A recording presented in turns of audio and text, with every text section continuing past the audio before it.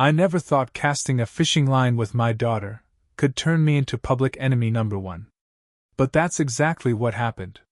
When the HOA fined me $500 for that one afternoon at the lake, I brushed it off as a petty mistake.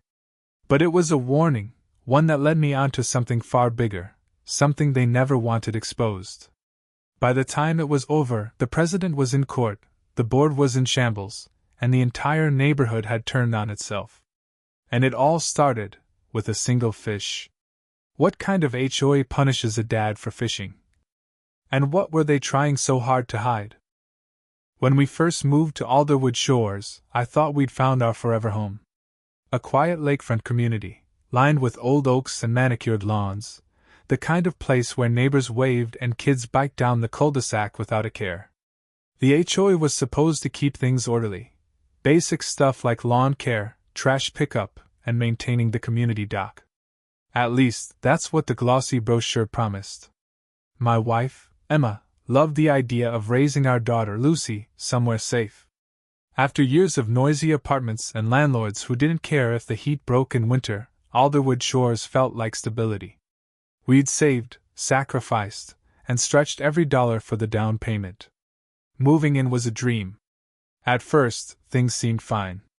I met a few board members, shook hands with the president, Richard Crane, a sharp-looking man in his 50s with slick gray hair and the kind of smile that never reached his eyes.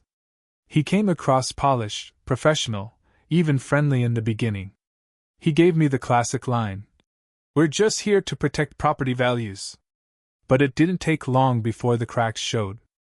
Notices started popping up in neighbors' mailboxes, tiny infractions, nitpicky fines. A mailbox painted the wrong shade of brown. A garden gnome, out of harmony with community aesthetics. A kid's bike left too close to the sidewalk. At first, I thought people exaggerated. Until it was my turn. That fishing trip with Lucy was supposed to be nothing more than a Saturday memory. Just me, her, and a couple of worms on hooks. We didn't even keep the fish. By Monday morning, a letter showed up. Unauthorized use of community property. Fine $500. I laughed at first. Surely, this was a mistake. I called Crane directly, expecting a reasonable explanation. He didn't even let me finish before snapping. Rules are rules, Mr. Porter. The lake is not for recreational fishing. Pay the fine, and let's move on. His tone set something off in me. It wasn't about the money, it was about the arrogance. I told him flat out. That's ridiculous. I pay dues like everyone else. My daughter and I weren't hurting anyone. Silence on the other end. Then his voice, colder. If you want to live here, I suggest you learn how this community works. That was the first time I realized this wasn't about order. It was about control. I paid the fine, but it lit a fuse. Once I started paying attention, I saw the pattern. Almost every family had a story. The Gutierrez family down the block fined $1,200 for planting sunflowers without board approval. An elderly widow, Mrs. Whitman, threatened with foreclosure over late dues when she'd been in the hospital. The more I listened, the clearer it became. Crane ran Alderwood Shores like his personal fiefdom. And the board? They either looked the other way or actively enabled him. I decided to push back. I started showing up at HOA meetings, not as the quiet newcomer, but as the guy asking questions. Where's the money from our dues going? Why are fines triple what other HOAs charge? Who approved these bylaw amendments? The first time I spoke up, a couple of neighbors clapped. The second time, Crane cut my mic mid-sentence, smirking as he reminded everyone. Comments are limited to 2 minutes. But whispers started spreading. Neighbors stopped me on walks. You're right to ask. I've been wondering the same thing. They fined me too, I thought I was alone. And that's when I realized something powerful. Crane ruled by fear and isolation. Break that, and the whole structure might crumble. But the louder I spoke, the harder they came after me. First came the petty harassment. Notices in my mailbox. Grass too long. Trash bins not properly stored. Unapproved garden hose. always accompanied by fines. Then, intimidation. An SUV idling outside our house at midnight. A board member, accidentally, forwarding me an email where Crane called me a problem resident who needs to be handled. Emma was nervous. Remi, maybe just pay it and keep your head down. We've got Lucy to think about. But I couldn't. Not anymore. Because by then, I'd stumbled on something that changed everything. I was reviewing the HOA's financials, something most residents didn't even know they had a right to request.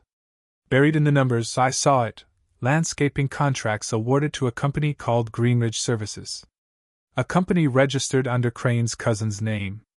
The contracts were padded, tens of thousands over market rates. Our dues were funding his personal kickbacks. I felt the air leave my lungs. This wasn't just about power. It was about money. Big money. So I did what I thought was smart. I gathered evidence. Copies of contracts, bank statements, and meeting minutes. I spoke quietly with neighbors, showing them what I'd found. Some were shocked, some scared, but a small group, 5 households, agreed to stand with me. We drafted a petition to demand a forensic audit. We called for Crane's removal. For the first time, the boardroom didn't feel like his stage, it felt like ours. The night of the vote, the room was packed. I stood, documents in hand, ready to lay it all out. Crane looked pale but composed. For a moment, I thought we had him cornered.